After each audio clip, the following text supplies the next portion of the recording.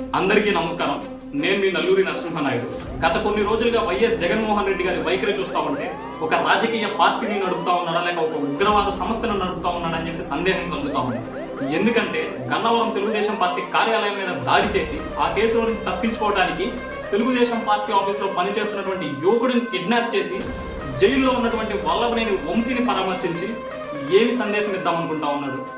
ఒక మహిళను హత్య చేసిన కేసులో నిందితుడిగా ఉన్నటువంటి నందిగామ సురేష్ ని పరామర్శించి ఏమి సందేశం ఇద్దామనుకుంటా ఉన్నాడు.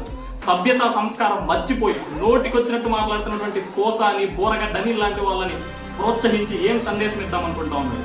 ఆంధ్రప్రదేశ్ మహిళలు అసహించుకునేలాగా అమరావతి మీద జుహుత్సాకరమైనటువంటి వ్యాఖ్యలు చేసి జర్నలిస్ట్ కొమ్మినేని లాంటి వాళ్ళని ప్రోత్సహించి ఏమి సందేశం ఇద్దామనుకుంటా ఉన్నాడు. తెనాలిలో ఉన్నటువంటి గంజాయి మూకల్ని పరామర్శించి ఏమి సందేశం ఇద్దామనుకుంటా ఉన్నాడు. ఏడాది క్రితం బెట్టింగ్ వేసి ఆత్మహత్య చేసుకొని చనిపోయినటువంటి వ్యక్తిని ఈ రోజు వెళ్ళి పరామర్శించి ఏమి సందేశం ఇద్దామనుకుంటా ఉన్నాడు.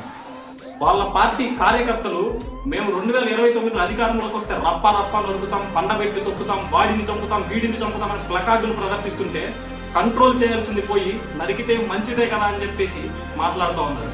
ఒకసారి రాష్ట్ర ప్రజలు కూడా ఆలోచించవలసిందిగా నేను కోరుతా ఉన్నా. ఈ జగన్మోహన్ రెడ్డి రాజకీయ పార్టీని నడుపుతా ఉన్నాడా లేక ఒక ఉగ్రవాద సంస్థను నడుపుతా ఉన్నాడని చెప్పి ప్రజలు కూడా ఆలోచించమని చెప్పి కోరుతా ఉన్నా.